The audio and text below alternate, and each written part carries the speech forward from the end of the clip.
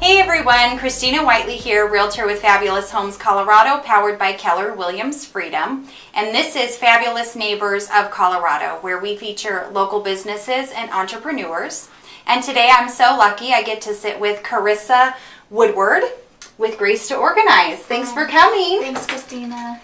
So, tell us a little bit about yourself, Charissa. Yeah, so I'm a professional organizer in the Springs, and I'm also a productivity coach. So I like all things goal-oriented and organizing, bins, labels, things like that. So that's what I do in my time.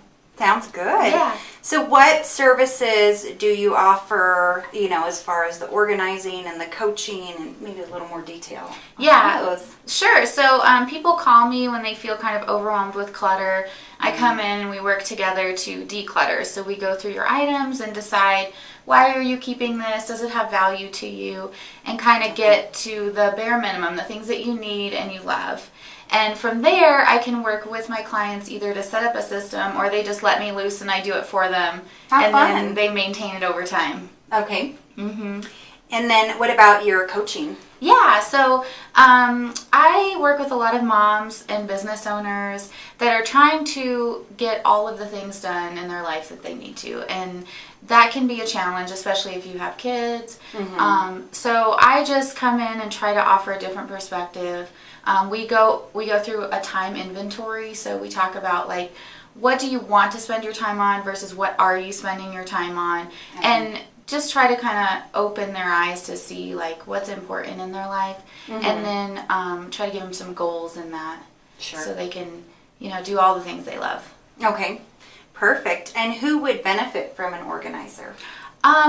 It's a little bold to say, but I would say everybody, including myself. Like, even as an organizer, I have to work at staying organized. So it takes time, it takes effort, and it takes discipline. Mm-hmm. So I'm not even perfect at it, and I'm constantly learning myself.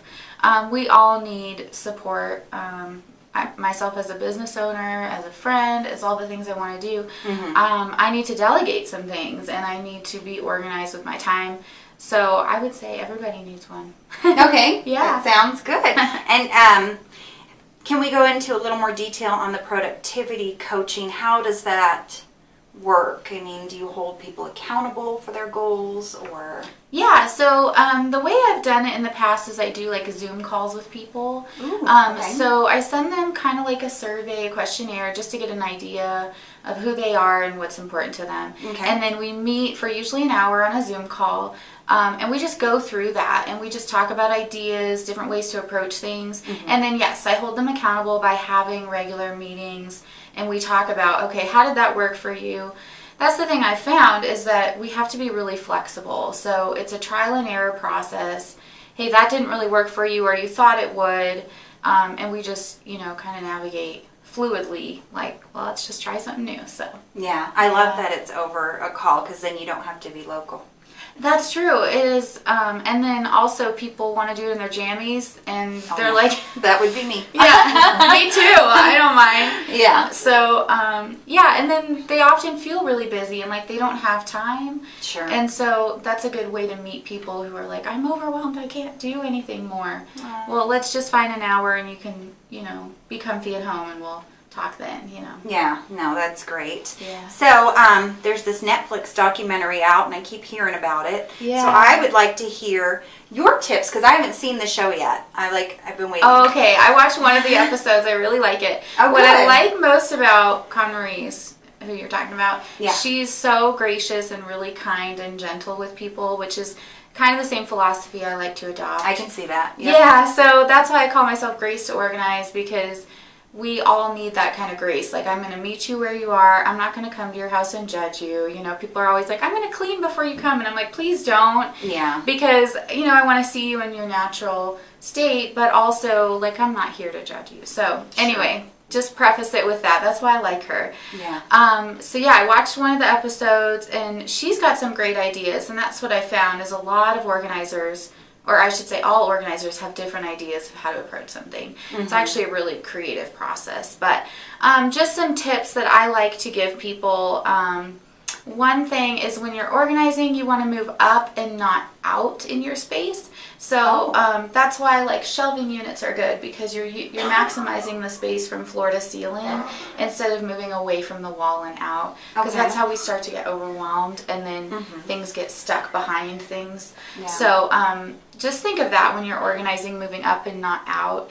And then also, this is pretty simple, but it's a good way to think about how to store things. You want to put small items in small bins and then big items in big bins. So yeah, what I see often is people put like a lot of little things in one big container. That would be me. Yeah. So I'm doing it wrong. No, that's okay. And it works if it's all the same item. So let's say it's stuffed animals. That's fine as long as that's all that's in that bin. Gotcha. But when you've got stuffed animals mixed, see, I work with a lot of moms, so I talk about toys. Sure. But stuffed animals with Legos, you know, things like that, that's when you get clutter and overwhelmed. So each thing should have its own bin, and then if they're tiny items, put it in a small bin, big items in a big bin. So those are a couple tips just to help anybody who's trying to be more organized. Sure. Nope, that's great. Can I ask something? Yeah. How did you get into this?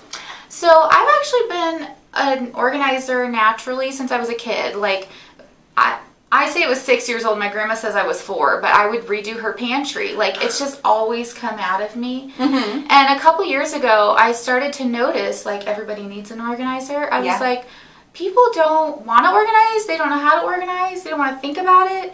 And for me, it's like my happy place. I'm like, ooh, I get to, you know, do this project. And so it works really well because people pay me to do something they don't want to do or don't know how to do. Yeah. And then I get to do what I'm just naturally good at, which makes me feel really satisfied. So that's awesome. Yeah. It's great, and I used it a lot, like in my jobs, you know, and and then for myself. And I actually had the thought, like, I'm hoarding my gift, which is kind of an ironic term, but I was keeping that gift of organizing to myself, and so I decided, well, I'm just going to try to share it with other people.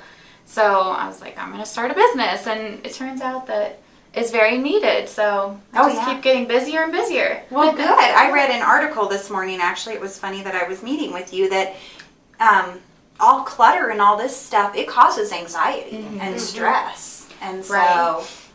Oh, yeah. I mean, we literally feel it because it affects us. You know, they talk about your desk, and if you see all these things here, you can't even focus on the computer screen. You know, it's just mental clutter. And so it's very therapeutic, I've found, when people do get decluttered and organized. And minimalism, you know, it's like this trendy thing, but it's trendy for a reason, in my opinion, because we need that. We need the peace in our house. We need to come home from work and decompress and not feel overwhelmed, or we're not working at our best. So like I said, I'm even working on being more organized myself. So there's times that I have to go home and declutter and be like, where did I get all this stuff? You know, it just accumulates.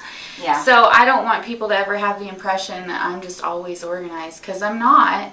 But I love it, first of all, and then I, you know, work at it. It's a process, and it takes time and effort. So and you have to keep up with it. You do. Once it's done, so. Yeah, but I heard a quote, and I'm not sure how true it is, but for every minute you spend organizing, you save an hour in your day. So I've heard that. Yeah, I mean, I see that in people's lives, that they have more time and more energy when they get decluttered. So I love it. Makes me happy. You. It frees you. That's so true. It opens up your space, and you breathe, and it frees you. Yeah. And you're not looking for stuff. Yeah. I don't know where it is. Yeah. So that's, I bet, where the time saving comes in, because that's what I read. You're not looking for your things. Right. Yeah. I see that a lot when we organize. People are like, oh, I was looking for that. It's like the famous line, you know, but it's true. Like, people do spend time looking for stuff, and then they get frustrated and they buy it again. Yeah. So you're wasting time, but you're also wasting money, and that's just like not fun. Nobody wants to admit that they have that, but yeah. Sure. Well, I think it's a great service that you're offering, and thank you so much for coming on with us. Yeah. We'll definitely have her information in the description below, so you can get organized with Charissa. And if you would like to be featured, we'll have my information, or you can comment below and I'll get in touch with you. Remember who to call for all of your fabulous real estate and organizing and productivity coaching needs. Make it a fabulous day.